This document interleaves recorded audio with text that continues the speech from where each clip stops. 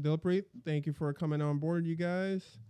We appreciate your time on here, and we are more than excited to talk more about your study you guys are conducting through UC Davis.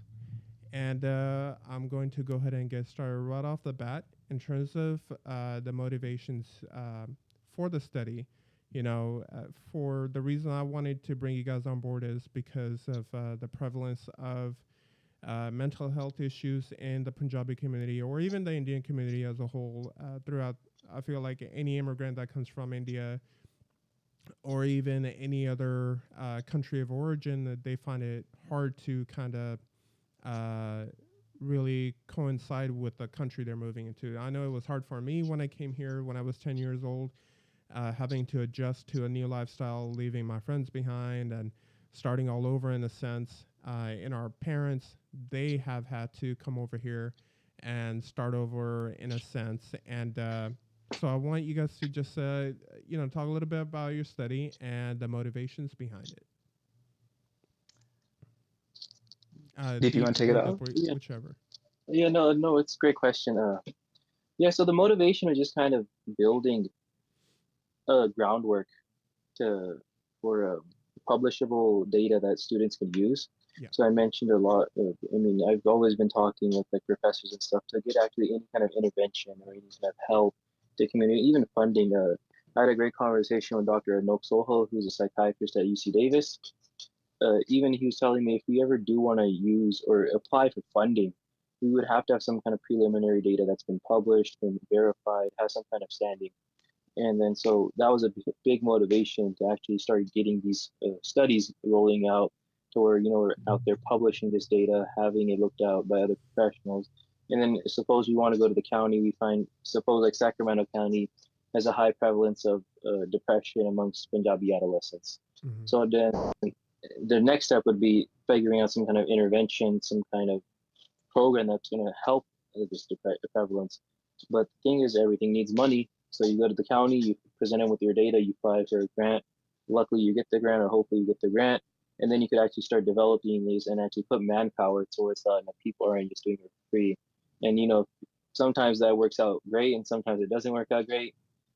And so if people are doing it for free, but if someone's getting paid for it, if you have money, typically those programs end up becoming really well, and then you could have an impact later on. So I think just building that groundwork to where people can come and use our data to further our projects, that would be the biggest, I think, motivation for us. Yeah, Okay. like DP says, I think DP did a great job summing up exactly why we're doing this, right? Is to bring awareness as well as provide funding for any future endeavors try to address the problem, right? You got to show the people that hey, there is a problem, or if there isn't a problem, right? Yep. Best case scenario, there isn't a problem.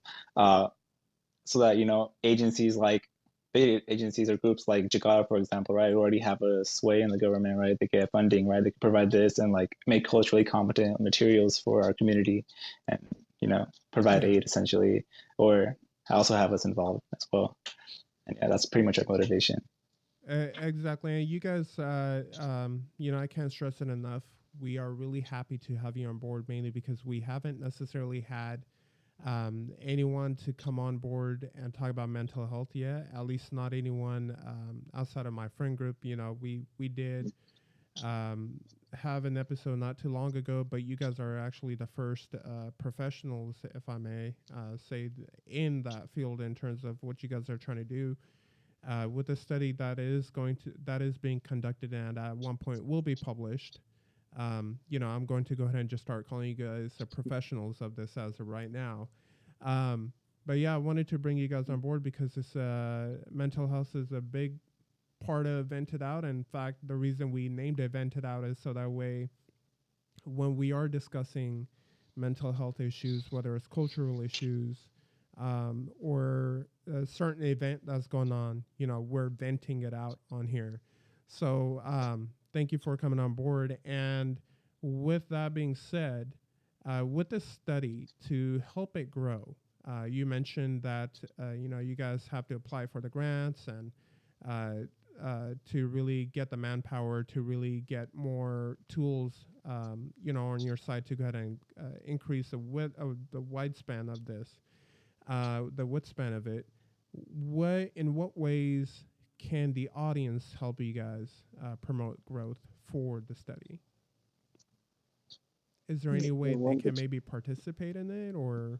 Yeah, I think the biggest thing is actually, bringing out awareness to the studies that this is being done. I know a lodge clinic up in Sacramento does a great job. We've partnered with them a lot. Even this study was partnered with them to where we work with them quite closely to use even their son that puts it out.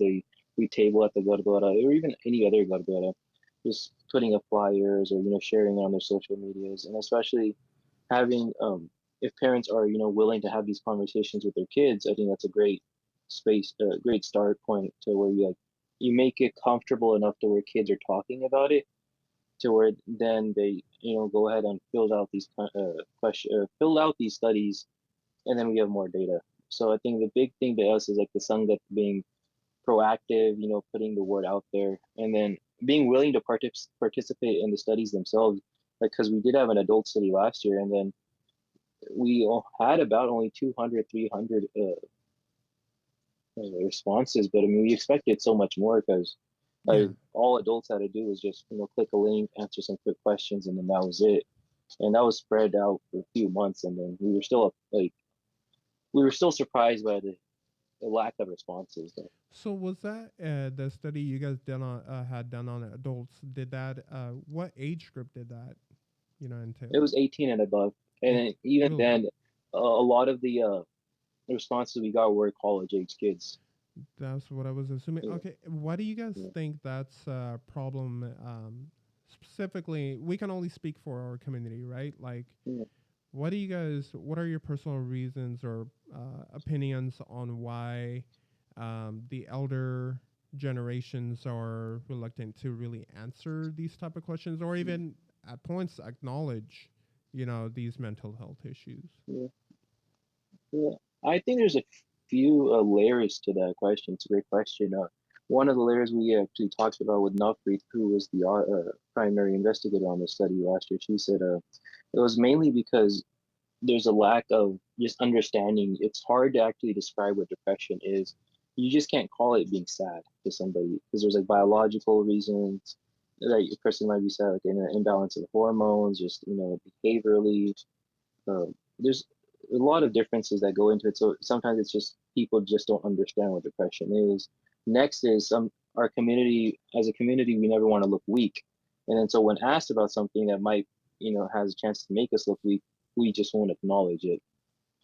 And so that's, I think, a big thing, especially in the our elderly, because a lot of them, since it's our parents or our grandparents that did immigrate here, and as you mentioned earlier, you said they've seen some of the worst events like 1947, 1984. They've lived through those events, and they come here and they're like, "Oh, being sad is nothing. I've seen possibly the worst things anyone can see. So this to me is nothing." And so possibly just them not understanding, not wanting to acknowledge it at that point as well. Yeah, and I also personally think the problem is they've, at least in my opinion, that they've kind of become desensitized to the topic, right? Where it's like understanding depression is one thing, but then when you acknowledge it, it's like, oh, you just need to do this, you just need to do that. There's no like you mentioned, you don't want to look weak, but then on top of that, I feel like sometimes they also don't want to acknowledge the problem because to them it's they don't see it as a problem, right? So that's why I feel like a lot of kids, especially that grow up under those type of households, they end up acting out. If there's a better way to say, because if they're so restricted, you grow up in a restricted household, you're going to grow up wanting to explore, but then because it's so restrictive, I feel like there's really a difference in between being restrictive, like where you're telling the kid you can't do that at all or whatever it may be, and then there's overbearing where it's or just overlooking where it's like, hey, if we're going to tell the kid it's a wrong thing, but if the kid wants to explore it, then we're going to go ahead and just let him know what our thoughts are, but his actions are his actions. And I think in our community in general, we have more, and again, I want to say it's not the parents' fault. Like, the parents are just trying to do the best for the kid, and sometimes they think they know what's better for the kid and the kid because, I mean, they're at a later stage in life, right? They've kind of seen it all. But in reality, it's really creating this hormonal imbalance, whether it's through anger, whether it's through sadness, whatever it may be, in this developing person's head. That eventually you see it. You know, it's you keep an animal caged for so long. When you let the animal go, it's most likely going to bite, right? And that's the same way I kind of see it. Is I see a lot of alcohol is a big problem in our community. And I'm not talking about the people that just drink socially. I'm talking about the people that abuse it at every moment they can, because that's just where they find happiness because they don't have to think about anything else, right? And then you talk about the drug epidemic that goes on in India and Punjab, right? That has a lot to do with depression, with the farmers and everything that has been going on lately. Um, but in our culture, for with the study you guys are doing, are there any plans of where you guys want to take the study once it does reach a certain sample size? You know, are you guys at that point going to at any point look for people to see if they can find some type of resolution in terms of maybe presenting it to other universities, maybe presenting it at Gurdwara Sahibs or at any other places where the general population, people that may not be aware of the study being conducted, people that may be in that bracket where they don't understand what mental health is, and they're receiving this free education. So that way you can kind of break that barrier in between generations, right? With the younger audience wanting to talk, but they don't know how to talk about it. And then That's actually yeah. I'm sorry. Go ahead. yeah, just answering about the you mentioned a lot about like doing presentations at Gurdwaras and trying to educate the community. Actually, that is one of the side projects we had already started. So in Oh, 2020, nice. we ended up my portion of my project was developing health education material that we went on and actually developed. It's been presented, and then Amrinder Singh, who was a 2021 grad, he continued on that. He developed more presentations also in Punjabi and in English to present at Gurdwaras, which he ended up presenting at Gurdwaras. And then after that, in 2022, we actually had some undergrads that were working with us, and then they've been working on more health education material as well, like whether that be pamphlets, like videos, brochures. And I don't know too much about that just because Ramneek was our partner. Ramneek, she was the one supervising those undergrads, so she actually had more information about that. But yeah, we have continued the health education module as well alongside this study, like doing collecting data. What's the response have been like for or from the general audience, especially like in particular from the older generations to that?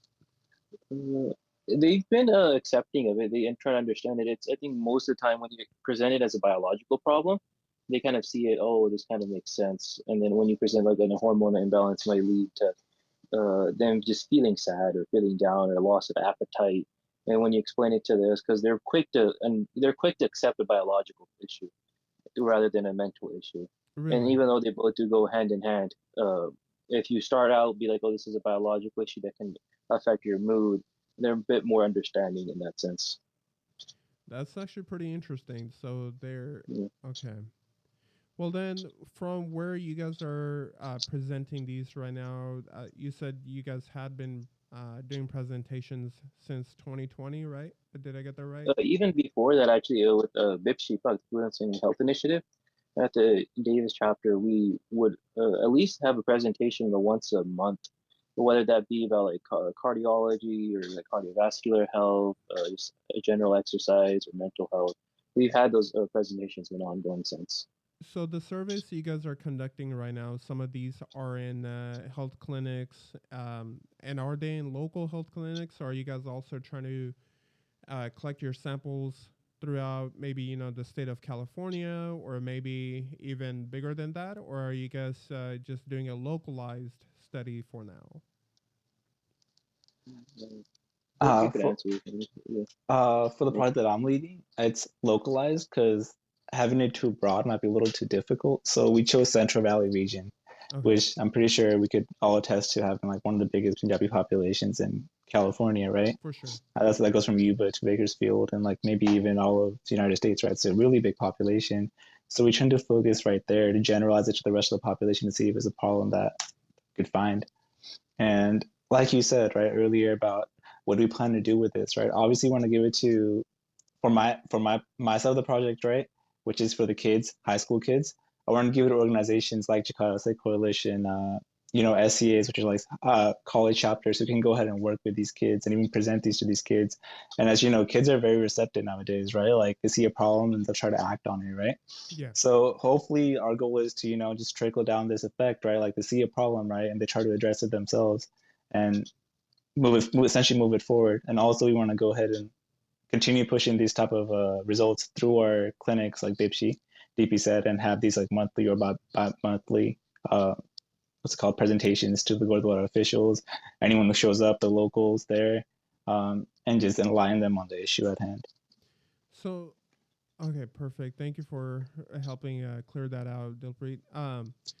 And then for the adolescence portion, Dilpreet, when what is the response like? You guys mentioned that the adult one only had about 200-300 responses.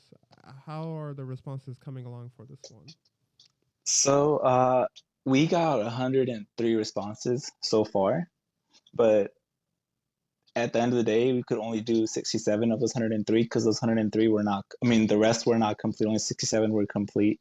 For us to like completely analyze the data, like you gotta have answered all the questionnaire because we need a complete score, right? For the questionnaires, right? The validated questionnaires to see if you have depression or if you fall into the criteria for having depression or anxiety. So we could only use 67, and this is like preliminary data. We're still like opening it up again in September time, hoping to gain at least 200 to 300 more participants to have a solid foundation for our data analysis. But right now we're at a really low, participant level. Okay, yeah, But I do want to add, sorry, I do want to add that those results we got in about 3 weeks. Gotcha. So okay. I mean, it was a pretty like quick. I mean, it was open for about 3 weeks, and we did get up like 103 initially, and then so I think just having it open for longer, and this was during summer where a lot of kids aren't in school, and so if summer school, and so when Jakarta is a great organization we work with, and they actually have these little local high school chapters, and it'd be a great place to push it through there. And but like school wasn't in session, but now school coming back in session, it'll be a great time to actually start reaching a wider audience. Gotcha. Is there any specific reason why you guys only had it running for 3 weeks? Are you guys doing it, for a certain amount of time each time you guys to reopen it, or? So for those 3 weeks, it was for my practicum, for my essentially art thesis work, right? Like for me to graduate and get my MPH, I had to like, get that data and present it and show that I show the public health, competencies that I needed to display for my MPH. So I paused it after that, so I didn't have to like additionally continue analyzing the data. And like DP said, right, it was during the summer, right? Like kids, they're out on vacation doing their own thing. The last thing they want to do is homework or surveys, right? Yeah. To disrupt their summer. So I've been working with Jakarta. I've been trying to like recruit their area coordinators to see if they could send out our survey, which is a very simple link, and we made it very short. Like it would take like maybe 5 to 7 minutes max to fill out, even less, like to like get more engagement essentially out of these kids who would not usually want to do surveys.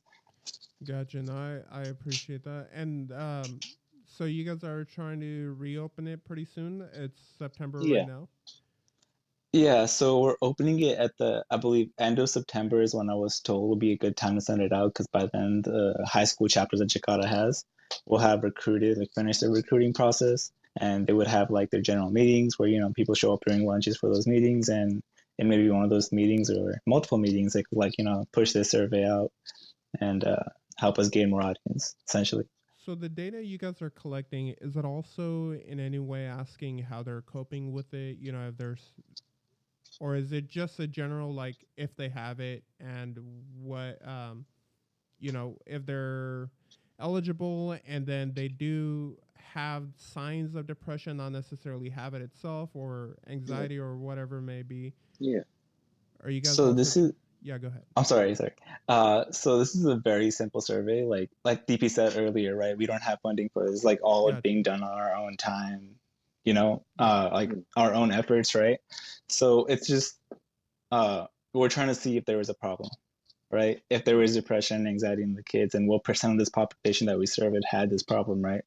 And how can we like generalize it to the standard population, which is the same age, around the same age people, right, throughout the United States, right? So more or less, essentially, that's what we're trying to look at, so that we have a baseline for future projects that will, like you were saying, like look at why it's a problem, right? Like exactly what's causing the depression, right? Right. That would require more of like a face-to-face talk, right? And it would require more work, require more research, more funding to do so, right? Uh, and also coping wise, right? The intervention. We can't do an intervention until we see that it's a problem, right? Right. And that would also require funding, right? So this is just the baseline, very simple, very basic. What is the problem? Mm. No, Just adding on to that, there is a link, there is a page at the end of it for resources for any participant that does fill it out and if they do feel like reaching out. And a big thing was we didn't want to collect any identifiable information, just in case participants were a bit hesitant to actually answer the question or the survey truthfully, just because sometimes if you know who a person might be like, oh, he knows who I am, I might lie on my responses or I might not just do it. So yeah. as we try to keep it as anonymous as possible, but we did list resources for participants to reach out to if they need to. Gotcha. And why do you guys think that depression or even anxiety is such a big thing, particularly in our culture? I mean, we've talked about why people are not acknowledging it and how the parents may view it, but why do you think it is a problem? Do you guys think it's probably like, how our culture is just evolving? Do you think it's because of the restrictions around certain households? But I feel like a lot of our cultural households are restrictive. Again, nothing in fault of the parent. It's how they were raised, and then Yeah. we grow up here. We see the people we grow up how they're so different in terms of their upbringing, and sometimes it's like why if he's able to do it, how come I can't do it? That type of situation.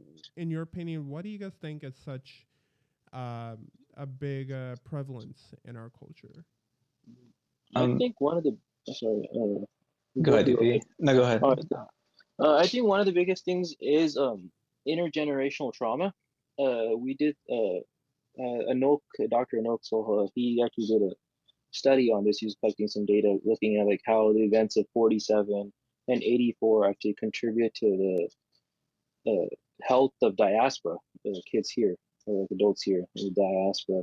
And because our grandparents went through such traumatic events, they're going to have traumatic responses to these, whether that be internalized, like PTSD, where it is post-traumatic stress disorder, where they get anxiety like crazy, or seeing these depressive, these traumatic events play over and over to where they develop depression, and then that cycles into them putting that to their kids, and then their kids go through the same cycle over and over, and now our kids went through 84, another traumatic event. And since from post 84, now you're going to have kids that raise parents. And then another traumatic event is leaving your house, leaving your families behind, and immigrating to America. So, right there, you've got three huge events that have already built upon each other to where now you have a disconnect between each generation. Because the grandparents that went through 47 might not be able to, deal with their trauma, and that led to them on 84 and continuing on to where now we're kids.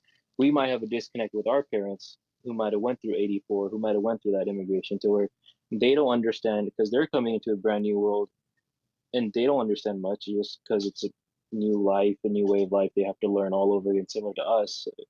We have to learn it. And so when those, I think a lot of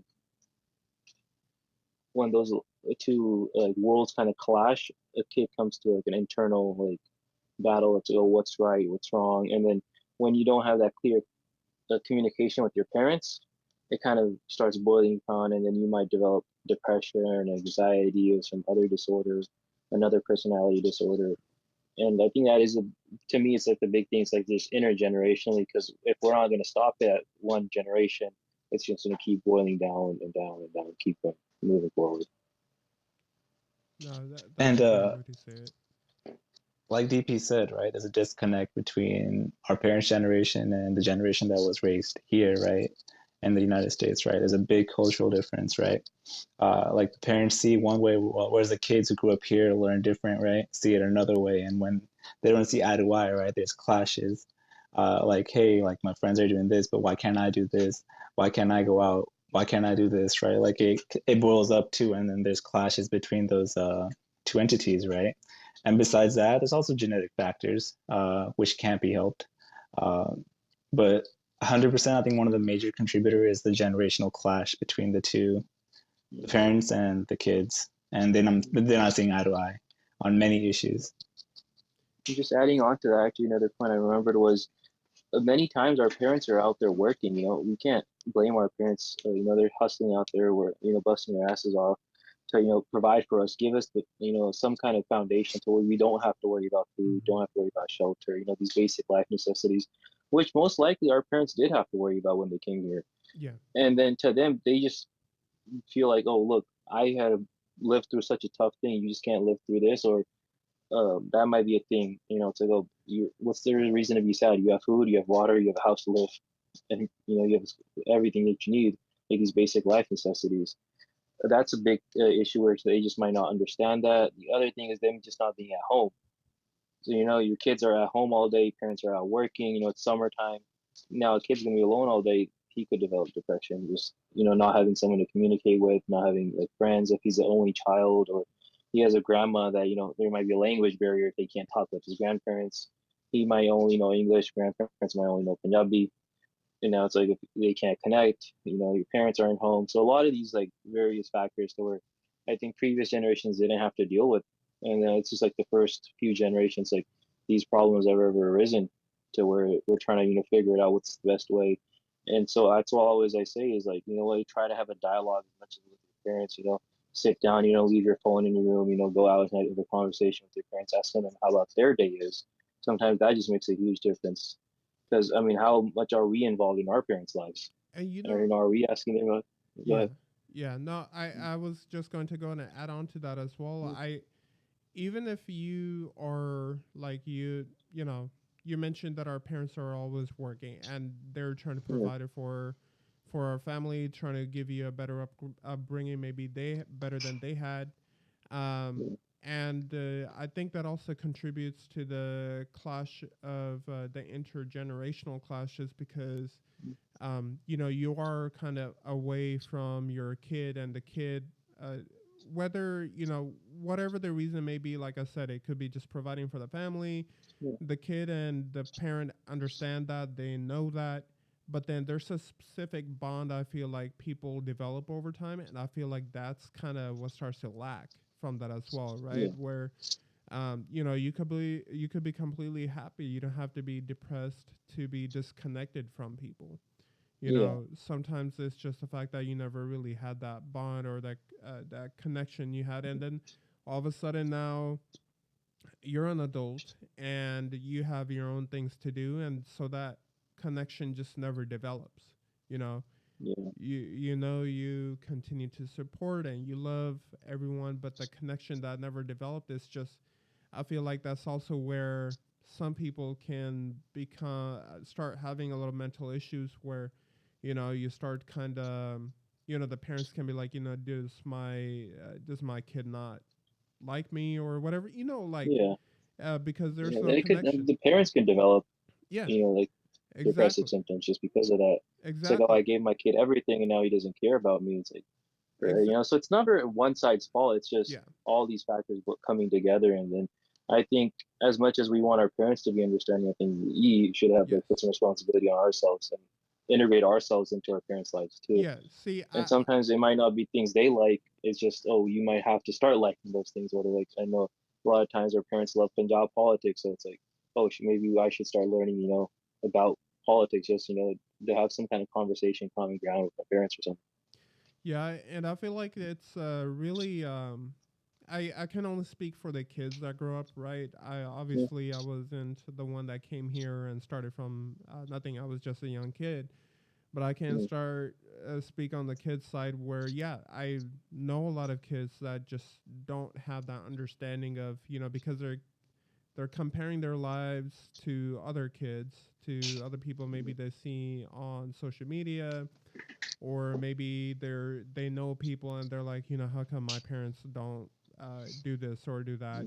And I feel like it's coming from the understanding you have to, where the kids are falling into depression because because they're being so restricted, but they don't understand that the parent or parents are just they want to in a way baby you throughout life, right? Like you are still going to be that little kid that they brought here, and they've been through a lot of stuff that they don't want you to go through, so they're trying to pave a path for you, without knowing that that's not the path you want to take, right? And so I feel like a lot of the kids fail to understand that the parents are only doing this because that's just how they grew up, right? Like the Yeah. traumas they have, maybe their parents were 10 times worse than ours, like you know um because like I know some parents that don't beat their kids or whatever it may be, but they grew up under a parent that did do that all the time. You hear about that in every culture. And I feel like with that disconnect, there's just no fixture in terms of there's no one fixing on the future. How can we improve on this? Everyone is just saying, "Oh, just don't be like your parents." And in a way, when you say that, you're kind of doing disservice to everything the parent has done for you, right? You hear about, break this, break that, like the generational trauma, which I fully agree. You shouldn't carry bad habits forward, but at the same time, you can't keep putting the bad light on the parents. Yeah. So that, like I said, they're both sides have their faults, both sides have their reasons, but um, that lack of understanding just keeps on dividing everything up. But in your opinion, what do you guys think we as a group, as a community, can really do to uh, be better about talking to others about mental health? Being okay to say, hey, I feel sad. Being okay to say, hey, I just don't feel happy. I've been depressed lately, without having to fear what the other person is going to really think of me. What can we do as a society to change that? If you guys have Um, anything in mind. I know it's a big thing to ask for, but it's there's personal opinions, so we all hold them, and I'm curious to know what you guys' are. I feel like these talks with like, parents and mental health, I feel like they will improve now that we've seen that there's a big population now where the first generation and second generation kids here are, getting married and having their own kids, right? Now the data will skew towards I mean, I'm pretty sure they grew up seeing these things, and like you said, right, their parents did this to them, right? Now, and their parents babied them here. Now, like they grew up, right? Their parents and themselves, they had a disconnect, right? They didn't see eye to eye, and there's a factor known as resiliency, right? Like your dad, they'll work really hard, make sure you're what's it called, provided for essentially, right? You might not see him for a day or two, right? Because they're out doing work, whatever it is to provide. And there's a also lack of resiliency in these kids, right? Which leads to depression, right? Anxiety, which our parents may not feel. But now that these kids are growing up, they're having their kids, they've seen that and they will try to improve on these things, right? So I feel like these talks will become a little bit easier over time, maybe in a generation or two. But right now, we should really, talk about this in open dialogues, right? Like at our gurdwaras, right? Where we have big sangats, right? Have organizations that go there like Bipshi, like Jakarta, who encourage dialogues with their kids, right? Because if we don't tell them, right, they're never gonna do it, right? Like if we don't tell our kids now, like DP was saying, right? Uh, Children now, they see their parents, they don't talk to them, right? But they don't do anything themselves in terms of like initiate conversations, try to have like a connection with their parents, try to find that common ground, right? Like we should try to encourage that essentially, and then I say one way we could do that is through like having these uh it's called Just these talks with public, our yeah. yeah public talks, yeah, essentially. Gotcha. Well, with that, guys, I really do appreciate your time for coming up on here. We will love to have you guys back on when you guys have more results to share with us, and even future studies if there are any that you guys decide to work on again. And then, is there anything you guys would like to for us to try to promote on our program in terms of, maybe there are people in Central Valley that may be watching this that want to participate in it. You said it would be reopening at the end of September. Yeah. Is there any way you guys can also just send me a link or something that I can post on our social media, and then hopefully that can help increase the number of participants? Yeah, yeah. First of all, thank you for having us, and yeah, most definitely we'll send you like a QR code and a link that you can just kind of put up wherever you have your social medias, and then hopefully you can get it out to more people. Our goal is to get around 300 to 400 participants, across the Central Valley. Right now, we have a lot more girls that filled it out than to guys. So maybe if we can get more guys, filling it out. But I think that was a general trend you just see across a lot of Yeah. studies to where girls are more responsive than guys. Right. Okay. We will do our part, and we will love to. Like I said, I personally fully support what you guys are doing. I think it's awesome. I think it's amazing for our community, and you guys being the driving force of this study rather than having to wait for someone else to do it. I think is great for the community as a whole because it is something that has been just dismissed. Like you said, you could have easily just been like, we'll leave it up to someone else, but you guys took that initiative, so we appreciate it. And until next time, have a great rest of your study and do great things. And let's continue to encourage each other, man. Let's try to encourage our community into being better, whether it's talking with parents, whether it's talking with people to acknowledge problems we have. We're working toward a resolution, and hopefully someday on this podcast we can also talk about the next steps of how we can improve our community. All right, guys. Sounds Thank good. you for Thank you having again us. for having Yeah. us. Yeah. Thank you.